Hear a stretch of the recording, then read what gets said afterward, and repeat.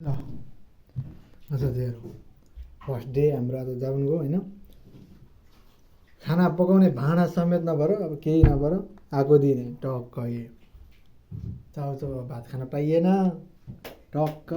चाउचाउमा पानी यसरी हाल्ने ए चाउचाउ पानी गम गम खाने यसरी अब ब्लग स्टार्ट गर साथै फर्स्ट डे जापान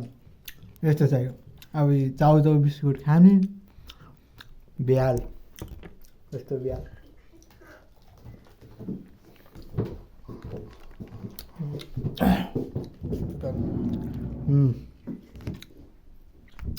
न भाँडा न भात 2 दिन भयो होला हामीले भात खान नपाएको अनि भात खाएको 2 दिन साला त्यो प्लेनको कस्तो थियो भन्देऊ न त्यहाँ अन क्यामेरामा भन्देऊ न कस्तो थियो ट्रेनको भात नै पुरै त्यो कुकुरले खाने जस्तोमा गोरुको मासु थियो गोरुमा मैले खाएको त चिकन थियो है गोरुको मासु थियो भात नि यति दिन्छ यार मलाई त्यो त खाएको जस्तो मात्रै होइन सेकेन्ड दिन हङकङबाट यहाँ आउँदा चाउमिन थियो छ्या नमिठो त्यस्तो नि हुन्छ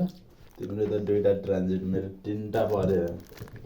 यस्तो नि हुन्छ अनि जापान आएर हुन्छ त अब बरु दुबई जाने हो नि दुबई कतार गएको भए आनन्द हुन्थ्यो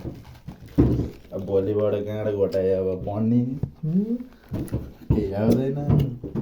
चाउचाउ खाने पानी खाने यसरी त बाँचिँदैन नि त अनि